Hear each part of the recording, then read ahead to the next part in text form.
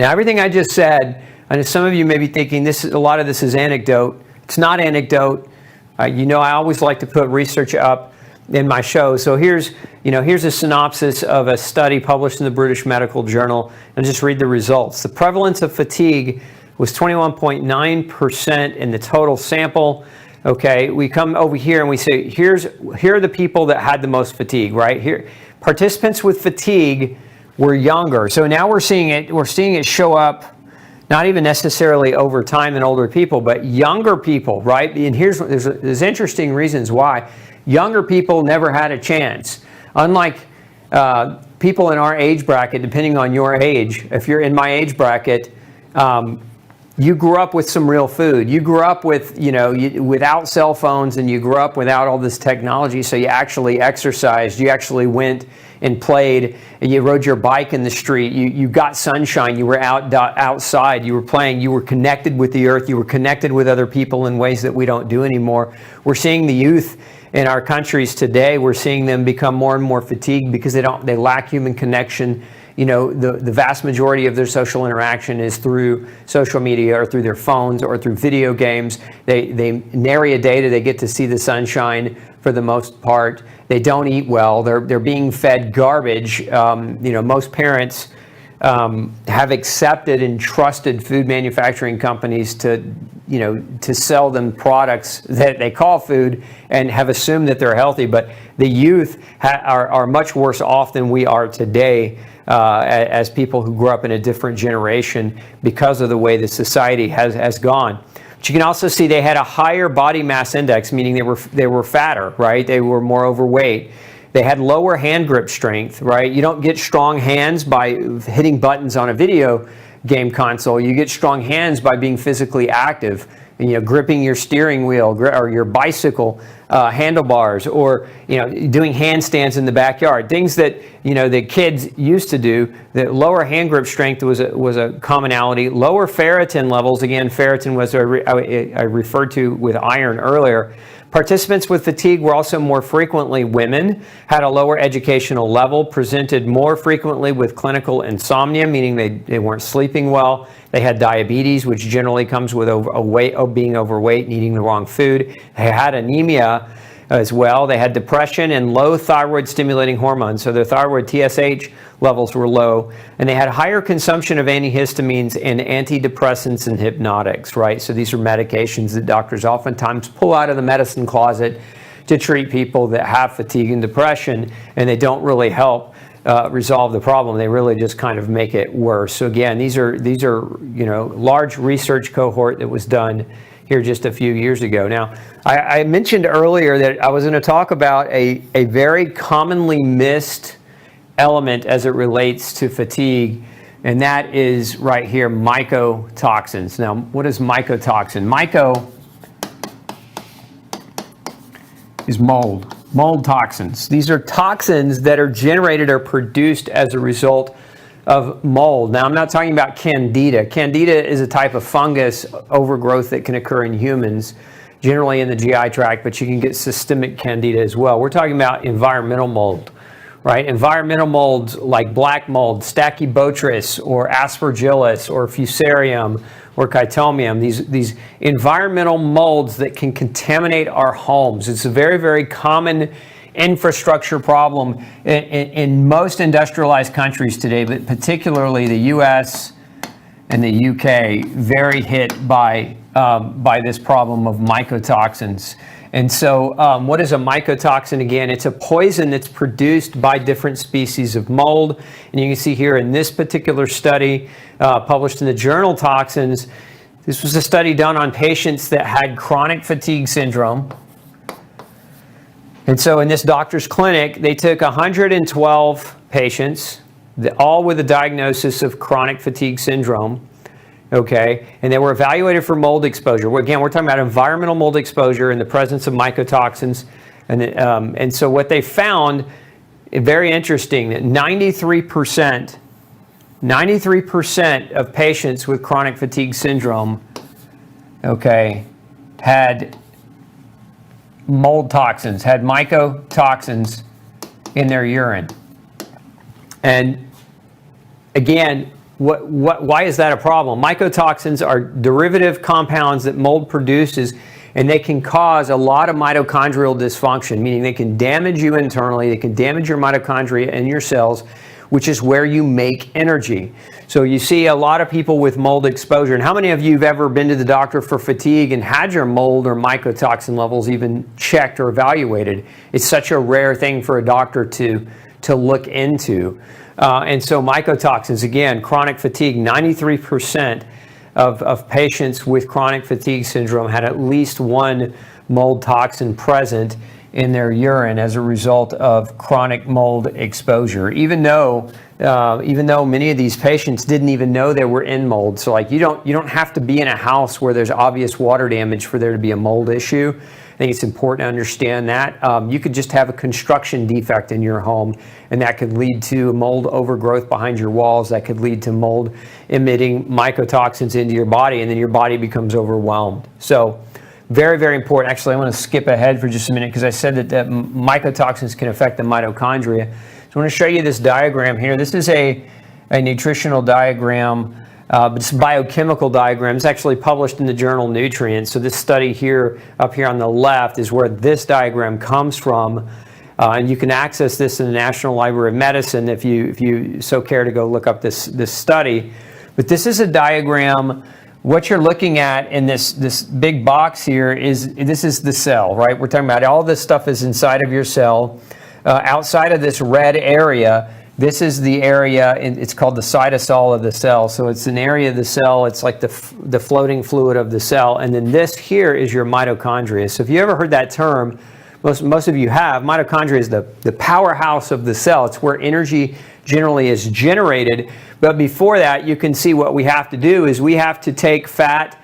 So how do we make energy? First of all, we need fat, sugar, okay, or protein, amino acids. And so in our body, if we get enough of these what are called macronutrients, those are calories, right? Basically, they provide calories. Then our cells, inside of our cells, we break these things down and we generate energy from them. Now, what is energy? At the end of the day, energy is something also referred to as ATP. That's what you see down here. So this is kind of the last step in energy production, ATP, adenosine triphosphate. It's the body's currency, if you will. In the real world, you need money to buy clothes and food and shelter. Well, in biochemical world, you need ATP to buy molecular clothes, food, and shelter so that your cells have enough energy that they can produce. And so you can see here, carbohydrates are broken down, and part of that process begins in the cell outside of the mitochondria. But look, here are your nutrient requirements. You can see here you need vitamin B1, vitamin B2, vitamin B3, and vitamin B5 in the breakdown of glucose just to get it to a place that it can enter the mitochondria and begin the process of energy generation. You can see here the same thing with amino acids. You need B1, B2, B3, and then with fatty acids, you need B2 and vitamin C. So, again, all these things can converge and create this very centralized substance known as acetyl-CoA, and then that enters Krebs cycle inside of the mitochondria of the cell. I don't want to get too biochemically in depth tonight because I know most of your brains will just shut off, but I want you to see and understand conceptually what I'm talking about. This red area is where the energy is produced, okay? And so what happens is you go through all these different chemical processes so that you can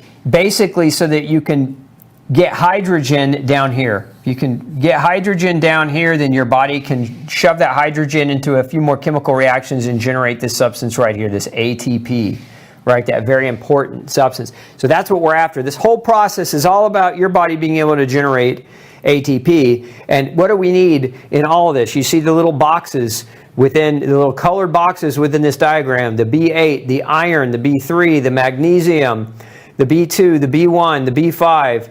All of these boxes represent different vitamins and or minerals that are very critical in your body's ability to take fats, carbs, and proteins, break them down appropriately, and turn them into energy that your cells can use so that you can heal, repair, digest, and maintain your good health. And if this process is broken because you're malnourished, because you drink too much, and alcohol causes malnourishment, or you take too many medications because medications cause drug-induced nutritional deficiencies, or let's say that you are eating junk food or highly processed food, even if it's fortified with vitamins, it's still junk. They're junk vitamins. They don't have, there's not enough of it in there. Your body will start to malfunction and your ability to generate energy will be compromised. And again, you can see the title of this is Vitamins and Minerals for Energy, Fatigue, and Cognition. This was a narrative review of the biochemical and clinical evidence of how vitamins are super important to allow your body to generate energy from the food that you eat. And if you don't have them, you're going to suffer the consequence of chronic fatigue.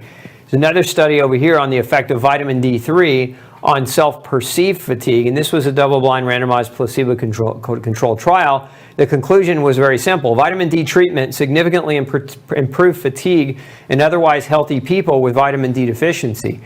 Okay, so again, vitamins, minerals, vitamin D, all critical for your body's ability to generate energy. Remember, one of the other things that we really didn't talk about, and I think is worth mentioning here as a result of this vitamin D study, and just kind of talking about it, is that you need sunshine to naturally produce vitamin D. And so you also have to understand that your water in your body is 66, 70% water. And a lot of people don't realize this, but water is a battery that can be recharged. How do we recharge that battery?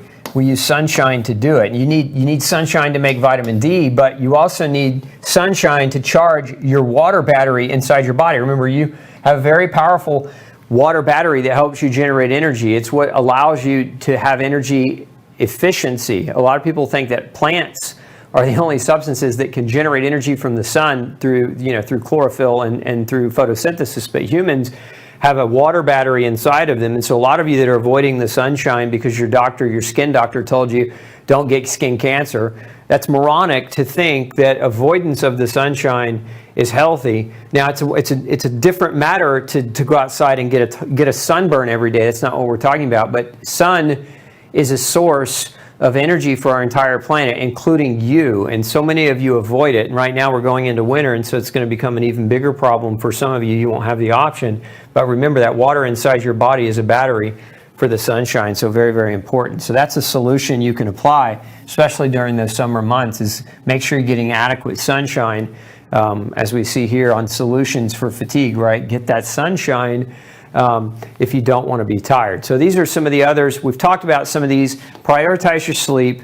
This should be a no-brainer. I shouldn't have to do a master class on sleep, although I have done a master class on sleep. If you want to learn more about it, go back and watch it.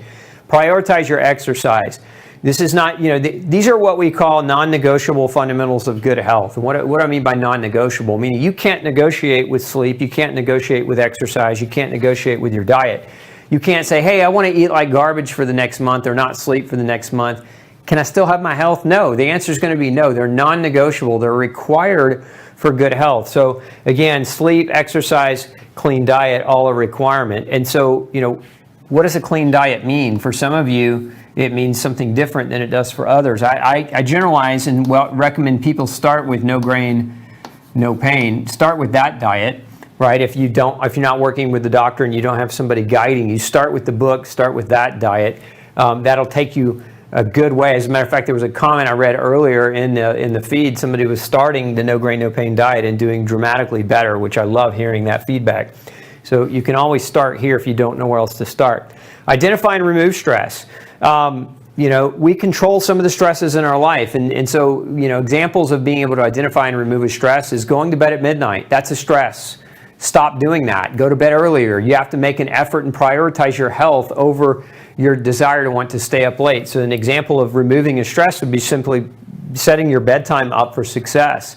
Another example of removing stress would be if you